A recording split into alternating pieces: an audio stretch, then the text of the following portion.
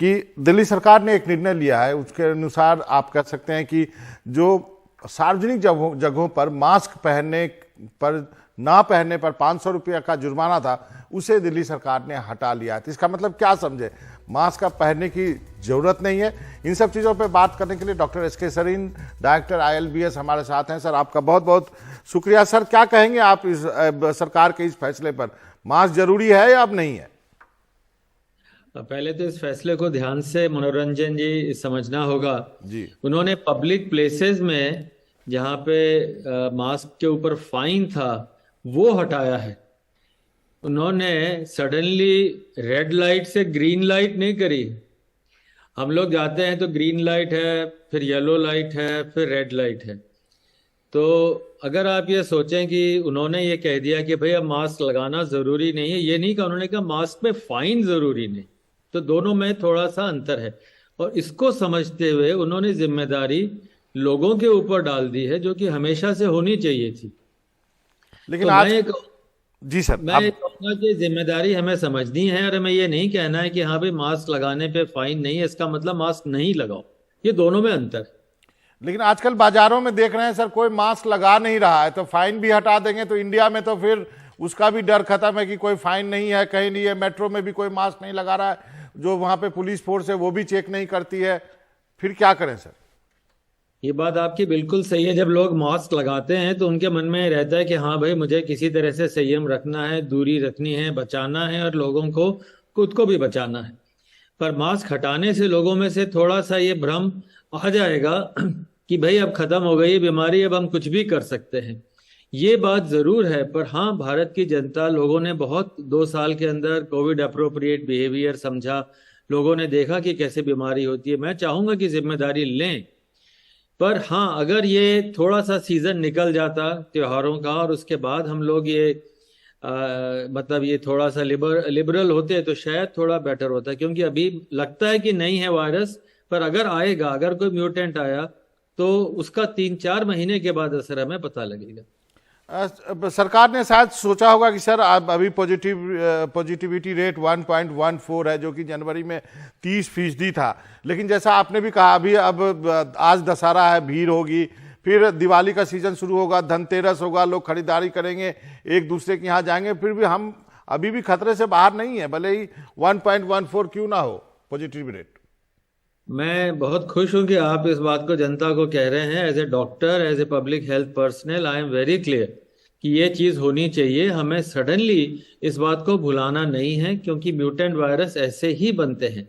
4-5 तरह के लोगों को तो मैं कहूँगा कि चाहे सरकार कुछ भी कहे, हमें अपनी जिम्मेदारी समझिए। जैसे फ्रंट लाइन वर्कर्स हैं, पुलिस है या जो भी है, हेल्थ केयर वर्कर्स हैं, जो मरीज हैं, जो हॉस्पिटल के अंदर जा रहे हैं, या आप कहीं कवर्ड प्लेस में जा रहे हैं, जैसे ट्रांसपोर्ट है, पब्लिक ट्रांसपोर्ट यूज कर रहे हैं, ऐसी जगह पे तो हर हालत में अभी मैं कहूँगा कि मास्क आप यूज करें और अपने आप को और औरों को बचाएं। हाँ, खुली हवा हो, जहाँ कोई नहीं हो, वहाँ जरूर आप नॉर्मल लाइफ पर, अगर आप जैसे बाजार में जा रहे हैं, ऐसे घूम रहे हैं, बिल्कुल क्लोज सर्किट में है, आई थिंक अभी एहतियातन मास्क लगाना इस साल में 2022 तक मेरे ख्याल से बहुत फायदेमंद है। तो इसका मतलब आपका सर ये मानना है कि अक्टूबर, नवंबर, दिसंबर, ये 3 महीने जो है काफी क्रूशियल है, बच के रहिए, क्योंकि यदि कोई नया वेरिएंट आता है तो उसका इफेक्ट हमें फरवरी मार्च में पता चलेगा।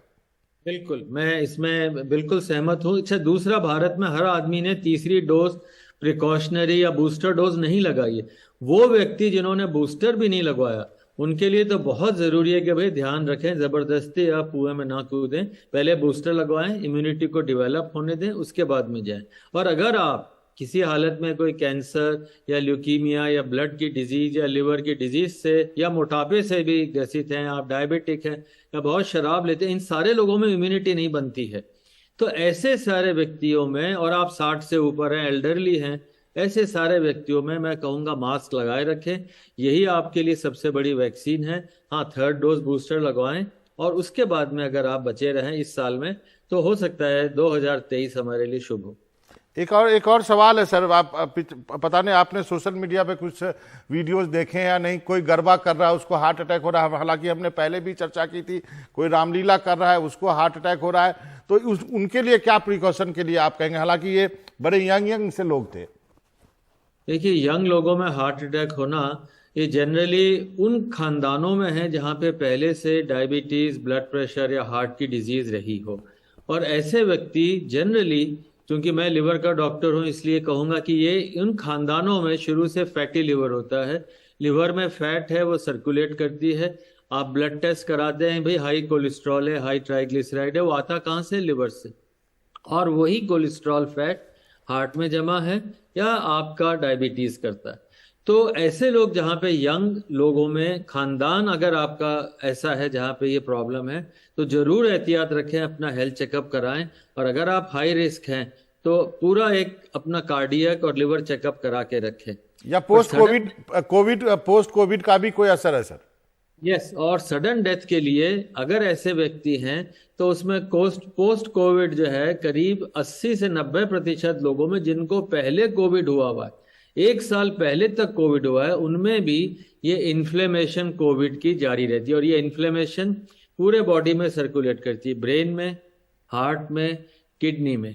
तो अगर आपको साल भर पहले भी कोविड हुआ है और आपके शरीर में थकान है या आपकी मसल्स में दर्द होता है, तो आपको ज़रूर एहतियात रखना है। ऐसे व्यक्तियों से मैं कहूँगा ज़्यादा एक्सरसाइज ना करें, अपना चेकअप कराएं, तभी आप गरबा या ऐसे डांस के अंदर उतरें। एक अंतिम का सवाल है सर, सरकार ने यह भी निर्णय लिया है कि डिप्लॉयमेंट जो स्टाफ के या इक्विपमेंट के थे उसको भी स्केल डाउन किया जाएगा। जो कई कैंप बनाए गए थे उनको भी सरकार वेकेट कर रही है, उनके लिए भी कोई एडवाइस है सर? मेरा ख्याल है ये तो उचित है, क्योंकि ये सारी तो स्केलेबल चीज़ें हैं और हम इस तरह की प्रक्रिया से गुजर चुके हैं, तो हमें मालूम है कितनी स्पीड से। जैसे पहली बार 2020 के अंदर जब मार्च के अंदर कोविड आया था, तो हम लोगों ने जो प्लानिंग की थी, विद इन 2 वीक्स पूरा दिल्ली एकदम बदल गया था। प्रिपेयर्डनेस हॉस्पिटल की, लोगों की, सब बदल गई। तो अब तो मुझे लगता है हम 24 से 48 घंटे में वो सफ़र कर सकते हैं। तो स्केल डाउन में कोई बुराई नहीं है, पर लोगों का माइंड सेट स्केल डाउन नहीं, माइंड सेट बनाए रखिए। मैं सबसे आपके थ्रू नम्रता से निवेदन करूंगा कि ये 2-3 महीने थोड़ा सा एहतियात रखिए, सब्र रखिए।